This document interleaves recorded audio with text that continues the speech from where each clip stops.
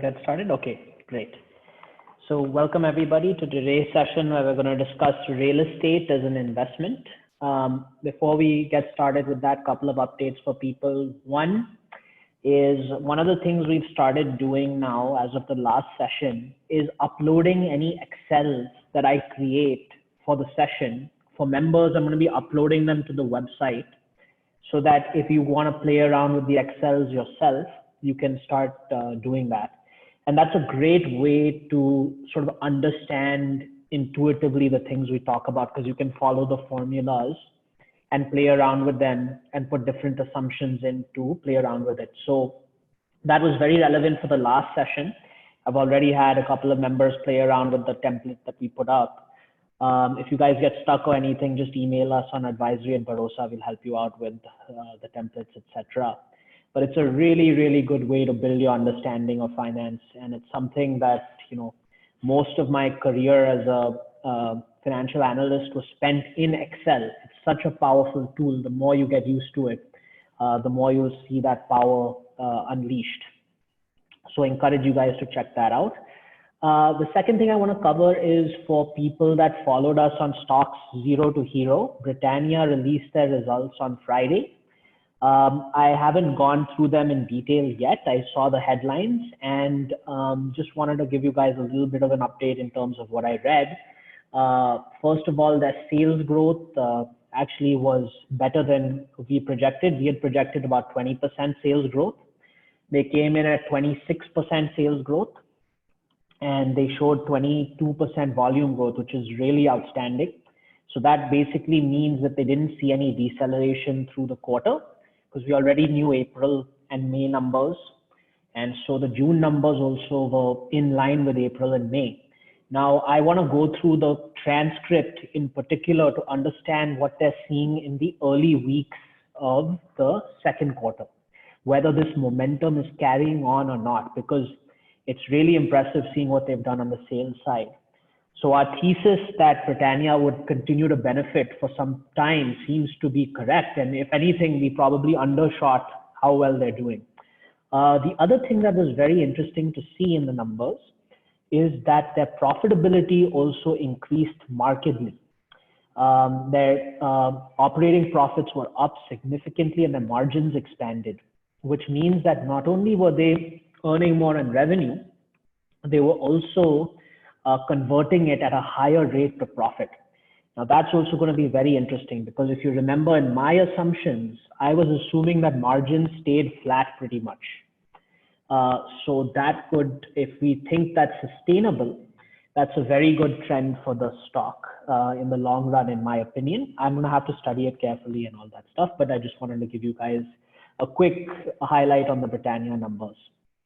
Okay, great. So now today we're going to be discussing real estate as an investment. And I want to give you a little bit of a background on what we will talk about in the session and what, frankly, I'm not qualified to talk about. So I'm not going to speak about the nitty-gritty of real estate transactions in India. The truth of the matter is I've never bought a piece of property in India. I do own a piece of property in the US. But frankly, I'm not a fan of real estate as an investment in India. And I'm going to walk you through a little bit of why that is. You're going to see how I think about it a little bit and how I compare it to stocks, right? So that's really going to be the goal of this session. It's going to be trying to understand how can we evaluate real estate as an option relative to our other very attractive option, which is buying stocks, right? And is there a way we can kind of equate the two? And what I'm going to show you is kind of why I stay away from real estate as a pure investment in India, right? Okay, so what we're going to cover today, and by the way, this was a member requested session. So it's the first session that we've done, which is directly suggested and asked for by a member. And I really am happy to be doing this. I want to do more of it. So, would love for more ideas to come from members. Then if you give us a little bit of time, we'll research whatever topic you want us to research, assuming that we think a lot of members will benefit from it, and we'll do a session on it. So please don't be shy about suggesting things for us. So today we're going to focus on understanding the basics of the real estate transaction.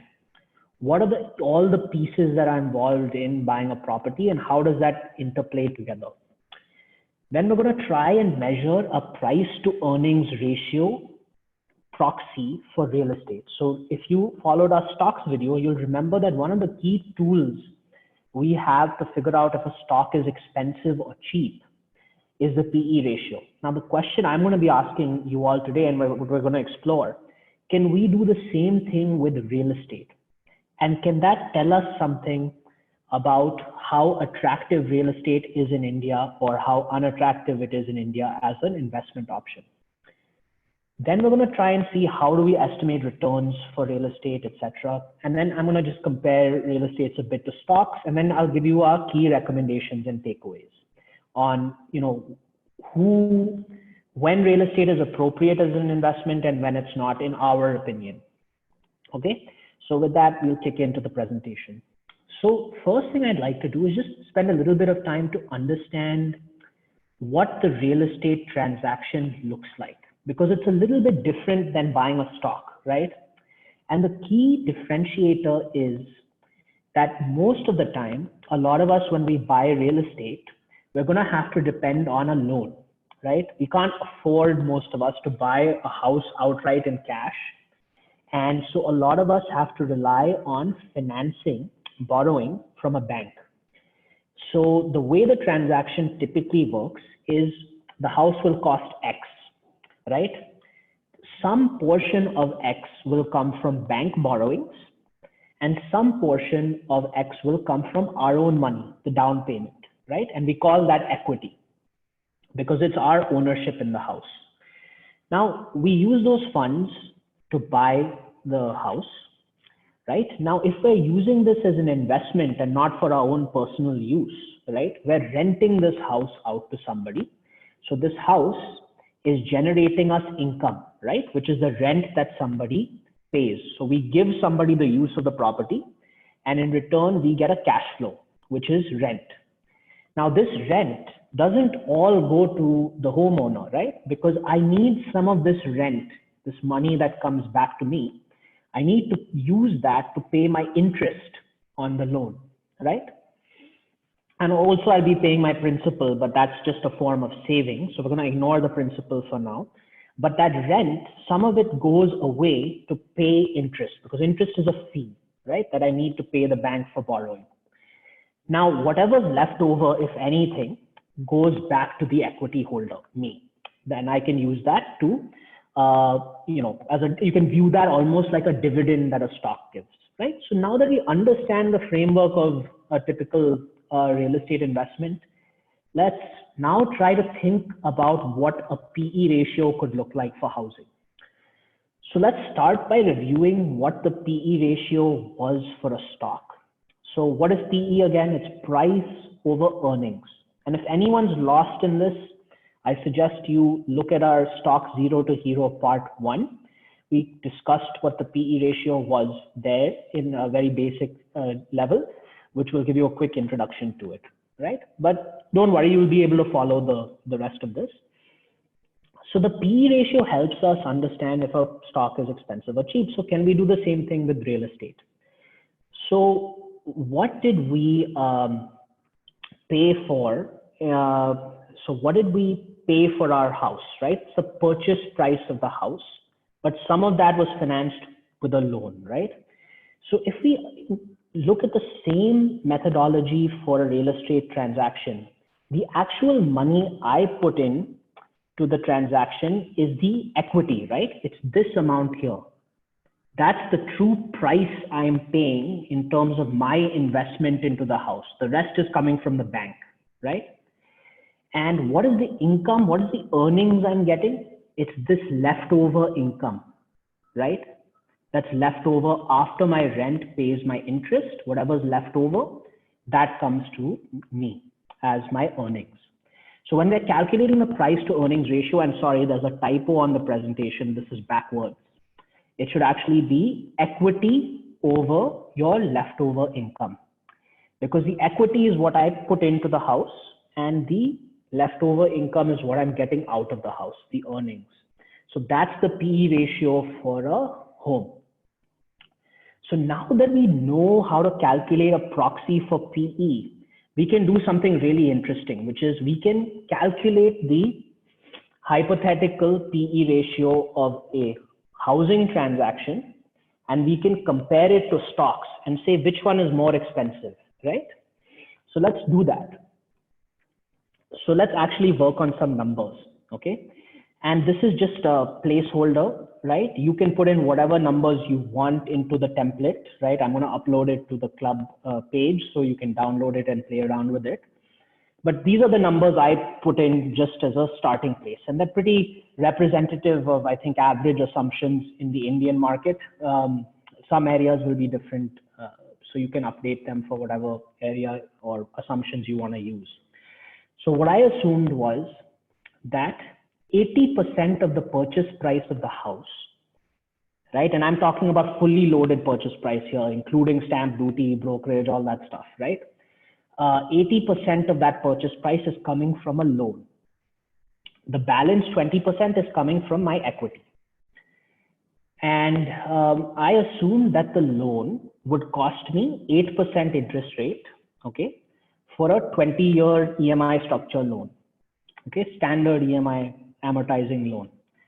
And I assumed that I could rent that property out at something called a 3% rental yield. And this is a standard rate that you see in markets, which tells you how much rent you can approximately get based on how expensive a property is. And the rates in India are typically around 3%. So I put in 3% here to figure out how much earnings we could generate from it. I'm also going to assume in my first cut at the numbers that the home grows in value at 5% per year, okay?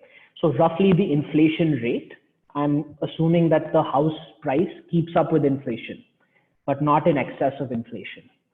So now let's model out these numbers in our template and let's see what conclusions we can draw from it. Okay, so the math reveals a very surprising conclusion. So let's actually work it out, right?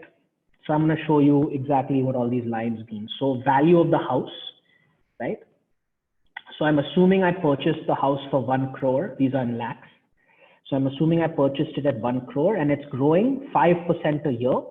And I'm actually assuming it's compounded monthly. So that's why it's a little more than 5% growth you're seeing here. So it's growing at that level. That's the value of the house. And the rent I'm able to collect on that house is 3% of the property value, right? So I'm taking this 100 lakhs, multiplying it by 3%, and my annual rental income that I can expect on the house is 3 lakhs a year, right? And as the property value increases over time, my rental income also increases over time, okay? Now, I also have my interest cost on my loan, which is at 8%. So I earn rental income, but I have to pay back interest to the bank, right? So if I calculate the interest that I owe at that 8% rate, and this is all in the template, you can follow the calculations, but it comes out to about 6.3 lakhs in the first year. It goes down to 6.2 lakhs as I pay down my balance, and it goes down more and more over time as more and more of my loan gets paid down in the EMI structure. But the conclusion is that if I just look at two things, I look at how much money is coming in and how much I'm paying to the bank, I'm left with a very surprising conclusion, which is I'm paying more in interest than I'm earning in rent, okay? And this means I actually don't earn anything from my property in the first few years. In fact, it's only after the 10th year under these assumptions that I start earning from the property because my interest expense is so high. Now, let's keep going through the math. The other thing we look at, right, when trying to assess the investment is the value of the house, which we looked at here, growing 5% a year, minus what's left on my loan, right? And that decreases over time as I pay down my loan. Whatever's left over is how much I would get if I sell my property, right? So we can then look at your rate of return over different periods. And that takes into account all of your cash flows, what you paid for the apartment, right? What you paid in interest, how much you collected in rent, and what you ultimately sold it for. So if you really want to understand this in detail, I recommend that you download the Excel from our site and go through the math and try to understand it. If you get stuck, you can ask me, okay? But essentially, when we blend all of this together and we calculate something called the IRR, okay, it tells us what the annual rate of return was of the investment. So that's what this line is here. And in the last slide, we were talking about the PE ratio, the implied PE ratio of real estate. Well, I calculated that here. And look at the numbers, right? They're negative. Now, a negative PE ratio just tells you that your asset is not earning you any income. So the reason that's the case here is, what is my PE ratio again? It's my equity, right, in my house divided by, so that 20, for example, divided by my net income to equity, how much cash flow I'm getting. I'm getting negative cash flow. So I have a negative PE ratio. So even 10 years later, I have 165 times PE ratio, right? So this is a very surprising conclusion. Why is this the case, right? And it's not always the case. If you look at other markets like the US, housing will not have such a crazy PE ratio in the United States. It will actually have a PE ratio less than stocks in the US. So why do I have a negative PE? What's causing this? So India is a very peculiar housing market. The real reason is the rates that you can get renting out your apartment are low compared to how much the bank is charging you in interest. So that means that your interest costs are always going to exceed your rent yields at the current market rates. So that means it's going to cost you more to own the flat than you're going to earn in rent income coming in. So, like I said, this is not the case everywhere in the US. So to give you an example, in the United States, the rental yield is 4 to 5% is what you get on a property. And the cost of borrowing is 3%. So like I mentioned at the beginning of this video, I do have a real estate investment in the US. And because the rental yields are greater than the cost of borrowing, I don't have any trouble maintaining that investment because I have no cost to carry that investment. All my costs are being paid by the renter, right? The rent is covering all my costs. That's not the case in India, right? So that's a big, big difference. So if we say this another way, renting a home is actually cheaper than buying in India. And this is a very important conclusion as we think about the fundamentals supporting the real estate market in India. So here you're actually paying for the privilege of owning your apartment or flat or house. And that's not the case everywhere. So how does my investment still produce a positive IRR? Because if we look at this, right, my rate of return is still positive. I'm still making 8%, right? How is that the case, right? So that's the case because we have housing appreciation. Our housing price is growing at 5% a year, right? So a house is appreciating faster than the cost that we're paying to maintain the property, the difference between the interest and their rental yield, right? If we calculate that, our net cost annually is around 3.4% compared to a 5% growth rate on the housing value. So that's why we're earning money long term, right? But the important thing to take away from this, in India, in order to, with the current market rates, in order to make money on your housing investment, it is very critical that you get housing appreciation, purchase price appreciation, because the rental yields are not going to give you any income, right? So this is a very, very important takeaway that you should park in your mind as you think about real estate as an investment. do I think real estate prices are going to appreciate significantly in the future? Okay. So now we can ask the question, what if I buy in cash, right? Not everyone buys using a loan, right? So if I buy in cash, then I won't have to pay I won't have to pay interest, and all that rent is just coming to me, right? What is the PE ratio then? So I just did the same math here and I assumed no borrowings, okay? And essentially it tells you that the PE ratio in this case is 33 times. Okay, that's still a pretty expensive PE ratio. So the average stock in the US market and the Indian market trades at around these days around 24, 25 times trailing earnings, which is significantly lower than 33 times, right? So you're talking about 20, 30% lower valuations for stocks compared to even buying a house with no borrowings, right? And if you look at these rates of return, right, these under the assumptions I put into this model, which again assumes 5% per year purchase price appreciation, I'm only getting a rate of return of 8% on my investment, which is not that much better than even an FD. But I'm taking a lot of risk, right? I'm borrowing, in the earlier case, I'm borrowing money and I'm counting on the purchase price going up, right? So again, if you don't expect a lot of appreciation, then housing investment with these assumptions doesn't make a lot of sense to me financially. So what can we learn from the math we've run so far? Housing in India is like investing in a very high PE stock if you're borrowing. And if you're not borrowing, it's still like investing in a pretty high PE stock, which means like when you buy a high PE stock, you have to count on that growing at a very high rate in order for you to make lots of money. The fundamental cash flows do not justify the value of the asset without that growth. Okay. So even with the 5% appreciation rate, we were getting a rate of return of around 8%, which is not that high. Okay, what about at higher growth rates?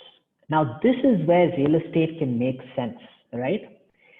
If you think real estate is going to appreciate at a strong rate, here I'm assuming 7% appreciation per year. Look at what the math does then. Suddenly it becomes a pretty good investment because our rates of return now are around 14%, and that's a pretty good rate of return, right? So if you feel that you're living in an area which is going to appreciate at a very quick rate, 7, 8, 9, 10% a year, real estate can make a lot of sense, assuming you can borrow at a 8% rate and rent it out at 3%, etc., etc.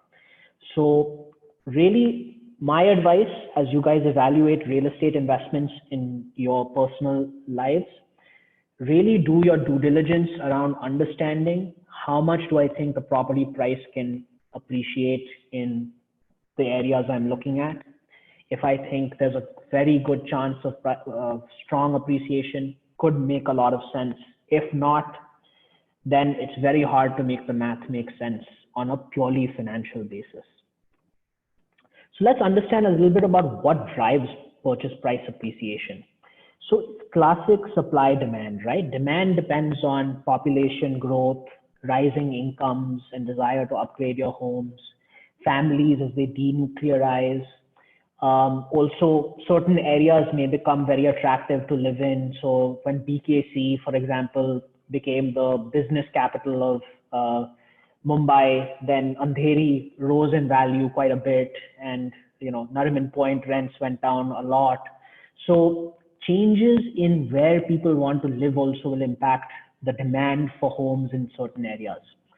The other very important driver of people's desire to buy homes is the cost of borrowing to fund those homes, because most people need to borrow to buy homes.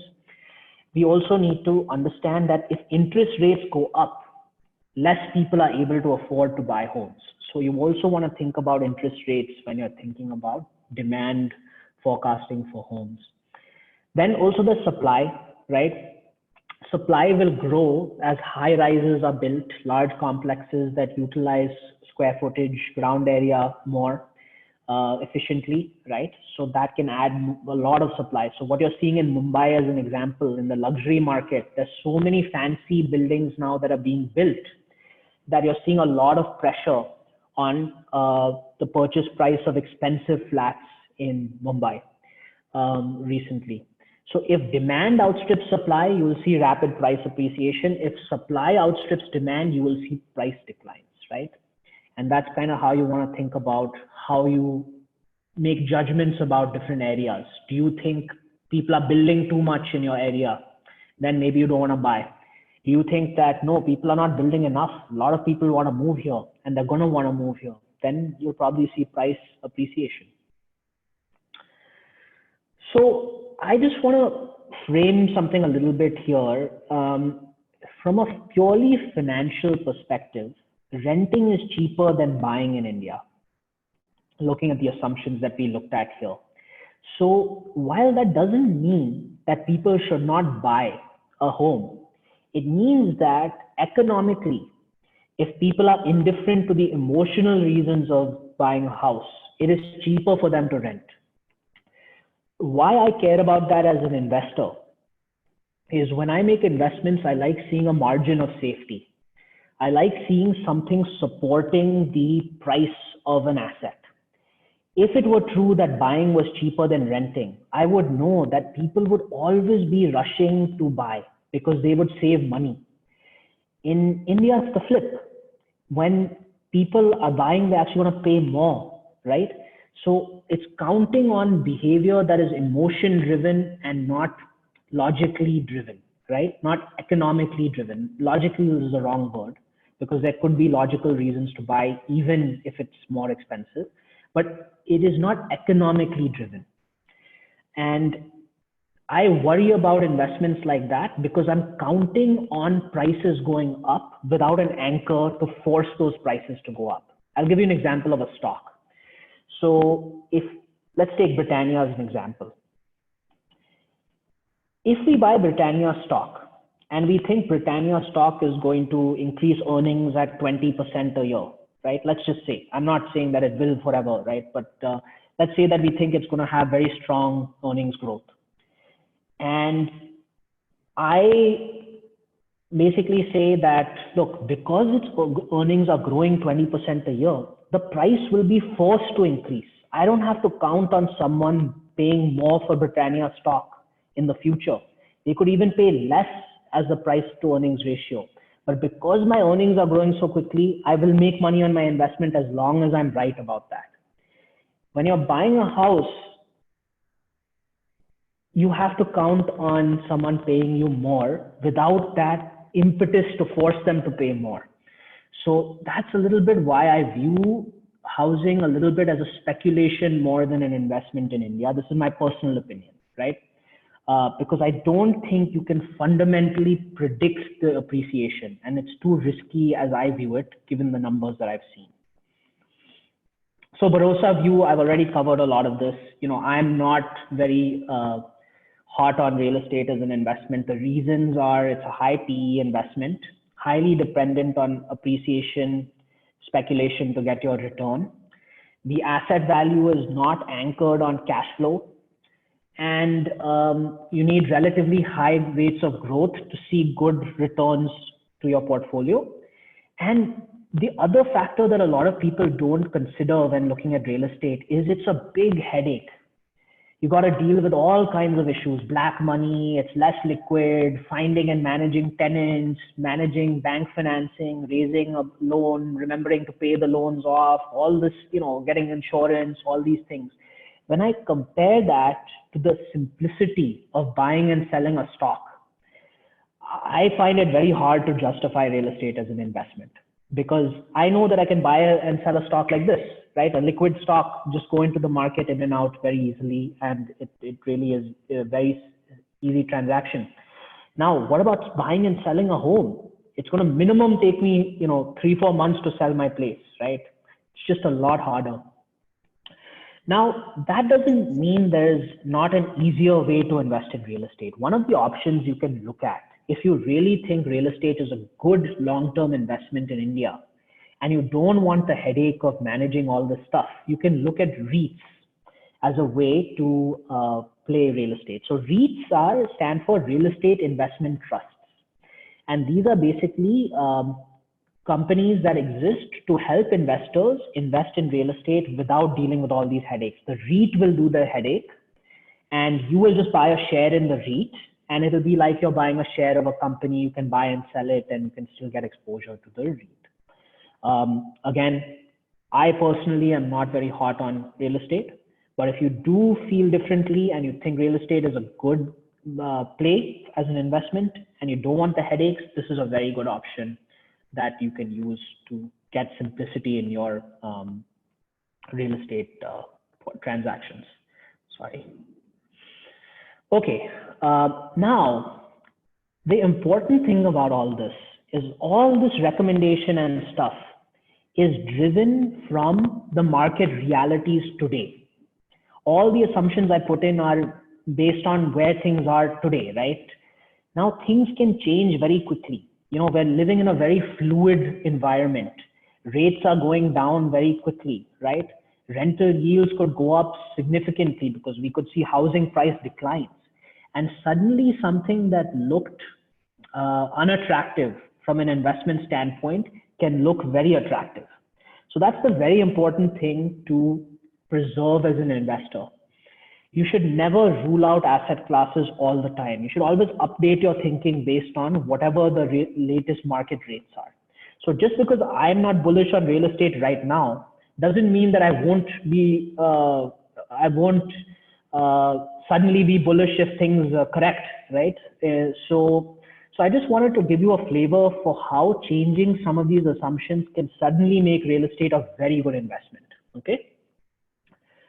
So here are the same numbers that we looked at earlier. I'm assuming 5% real estate appreciation here. Okay. I'm assuming now a 5% rental yield, not a 3% rental yield, but a 5% rental yield, which means that, right, either one of two things happened. Either my rents increased or my housing prices have gone down, right? Either way, I'm now getting more rent for every rupee of purchase price I'm paying, I'm collecting more rent. So my house is giving me more cash flow. The other assumption I made was that the cost of borrowing dropped to 5%. Okay. Now, who knows if this will happen or not? It probably won't happen. Maybe it will, right? But if you put these assumptions in, the only two changes I made, suddenly the math looks really, really good. And this is the case in the US, right? This is why real estate is generally viewed as a very strong investment in the United States, because this is kind of the math in the United States, where the PE ratio drops to 19 times, right? So it actually becomes cheaper than stocks. And the return you collect, you know, assuming these assumptions, jumps up to 20%. So this is now a fantastic investment, right? So my key advice here is, you've seen a video on this, you've heard our opinions on it, you've seen the math, you play around with the math on your own, put in your own assumptions, but update your analysis as interest rates change, rental yields change. Maybe you're in an area of India where you can get 5% rental yields, right? In which case, real estate could be a good investment in your area, right? So I just wanted to give you a flavor of how sensitive investing is to the market conditions. Now, the last thing I want to cover before we open it up for Q&A is, look, we've covered everything from an investment standpoint. There are very different factors that play into the analysis if you're buying a house as an individual to stay in that house. Okay. And there are emotional factors that go into this that cannot be ignored, right? So owning a home gives you lots of advantages. You get security and stability. No one can kick you out of your house.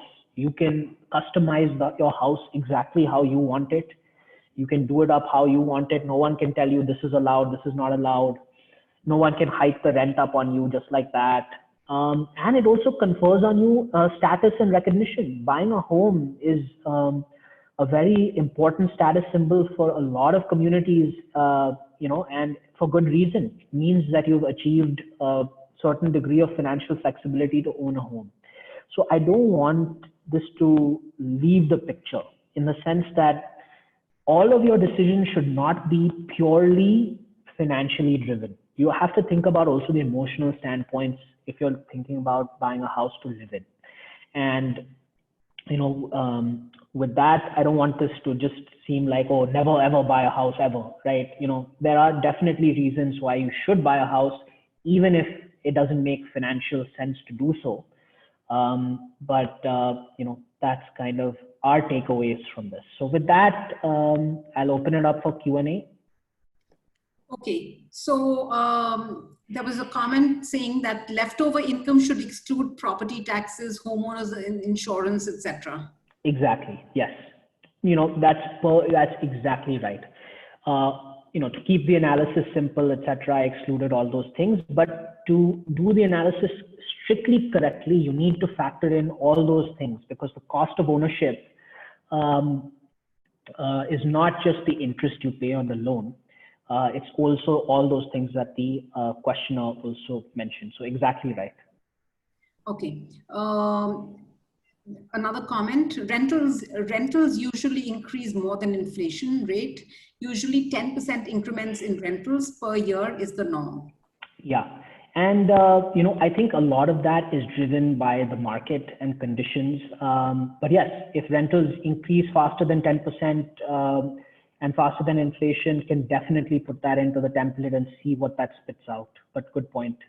And the corollary of that is, if rentals are growing at faster than inflation, then the chances are, if the current dynamic of the market continues, even real estate prices, assuming the willingness of people to own continues at the same PE ratio, then also the housing prices will increase faster than inflation. But I'm not sure that holds in an unanchored market like this, where there isn't a cash flow supporting it. But yes, yeah, so we're going to upload the Excel. You can put in whatever assumptions you want on the rental yield increases and all that stuff. Okay, so another comment, real estate is already overpriced. I doubt you will get appreciation of 5% a year. That's just I agree with the questioner, but look, no one has a crystal ball. And in general, I agree with you that I wouldn't bet on housing prices appreciating, because I don't see the fundamental support for it, right? But in the short run, lots of crazy things can happen. We're seeing a lot of it in the stock market now. Who would have thought, with the economy where it is and COVID where it is, that stocks are, where they are, but they are, right? Markets can be irrational in the short run, and one needs to be mindful of that also. So, and I also think that certain areas could see good appreciation. If you're in an area, right, which is going to benefit from some trends, like as an example, Andheri and all, like if you were early in Andheri and bought property there before the rise of BKC and all these things, right, before the center of gravity moved that direction, you probably would have done extraordinarily well. And not because of the overall housing market, but because you spotted something that was changing in the city. So while I agree with the questioner, absolutely on an aggregate basis in India, I would not assume strong appreciation, but who knows? I would also put one caveat saying that that doesn't mean a particular area couldn't see a lot of appreciation. Okay, and then there's another comment saying we're also assuming 100% occupancy. Absolutely, that's a very, very good point. And this is something I struggle with in my apartment in the US. You cannot assume 100% occupancy, because that means that when your tenant leaves, you rent it out immediately as that person leaves, and that's just not reality. So that's a very, very good point. that's missing from this analysis, and that will make the math even less compelling. Okay. So the rental yields will actually be diluted by that factor. Good, great point. So there's one comment saying it's clear that real estate is not a worthwhile investment unless there's a strong appreciation in property values. Are REITs a better investment? So yeah. So good question. REITs are going to be basically strongly related to the overall property prices and rental yields in the market. So if you don't feel like real estate is going to appreciate much, even REITs will not offer you a great return, because ultimately what a REIT is it's just essentially buying real estate with its capital. Just like you would buy a house, it's buying a house or apartment or commercial real estate or whatever. And it's using those purchases to fund dividends in the form of rent, right? So if you don't expect appreciation, and just for the same reason, it's not good for you to buy a house, it's not good for the REIT to buy a property also. Okay, so yeah, so in continuation with that, yield on REITs is low. Example, Embassy REITs yield about 7%. Is this a good risk reward? So I would have to look at this company very carefully, because the yield can be 7% for a variety of reasons. The company could be highly leveraged, right? And the reason that it's yielding 7% is because people do not think it will survive. So that 7% yield, you may not get it for very long, right? So I would be highly suspect of a 7% yielding REIT right now. There are probably structural reasons why it's yielding that, which imply that people think it may not actually survive. But I'm not sure. I haven't looked at the situation. Okay, there's another comment saying that property taxes may increase in India further because we do have very low property taxes in Indian cities, and this could hurt your investment further. What about affordable housing? What about depreciation of the asset? Maintenance costs keep increasing.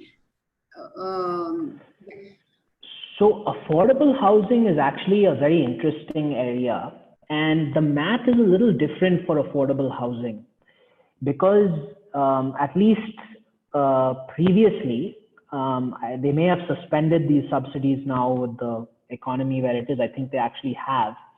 But not up until very recently, they had a scheme going which was called Pradhan Mantri Awas Yojana, which was a credit-linked subsidy, which actually reduced the cost of borrowing very significantly for people that qualified for these affordable housing schemes. Now, if you remember, one of the key inputs in our model was around the cost of borrowing. And we said if the cost of borrowing goes down to 5% and the rental yields jump up, that you could actually have a fantastic investment in real estate.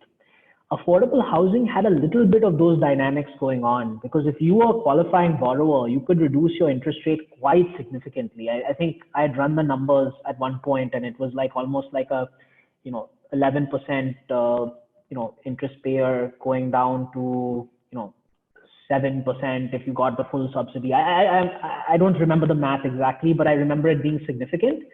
And the rental yields of affordable housing in the long run could be very different than the non-affordable market. So I just don't know enough about the rental yields there to be able to speak as to whether there's a fundamental anchor of the real estate. But just like we calculated the PE ratio of the non-affordable market, if you wanted to do some analysis on affordable, you just want to plug in the right numbers to assume there for rental yield and for borrowing costs, etc. Okay, another comment, rentals don't increase at 10% per annum. Realistically, it's about 4%. And it's 7 to 8% when a new tenant comes in. But this is, again, people can plug in their numbers and see how. Yeah. I don't know enough about the rental market to be able to comment one way or the other, because it's not an asset class that I play in. Yeah, the whole beauty of Excel is put in whatever you want to assume, and it'll tell you the math, right? Okay, there's a question. Is it possible for Indians to invest in US real estate via some instruments like REITs? So yes, it is, because I believe now some firms are coming up which allow you to easily buy US stocks. So REITs are listed like stocks. So I assume that you should be able to buy REITs also. I'm not 100% sure because I haven't done it, but I think it should be possible. It should be possible. All right, I think that's it for the questions. There's no more questions. So I think we can wrap this up. Great. Thanks everyone for joining. Again, we'll post our Excel workings on our website in case you want to play around with it to model your own scenarios. I think I really like this format of doing sessions on member questions that we think would be very useful to everybody. So keep the questions coming in. I think I'm going to use this as the new advanced sessions where we just talk about a good question that someone asked and we explore it together. Special thanks to Nitlesh Matlani, who is the member that requested this session. I think it's been a great topic. I think we had a lot of great insights, questions from you guys that made this a really fun session and informative, hopefully for a lot of people. So thanks Nitlesh for the suggestion, and please keep them coming, guys, and thanks for participating with us.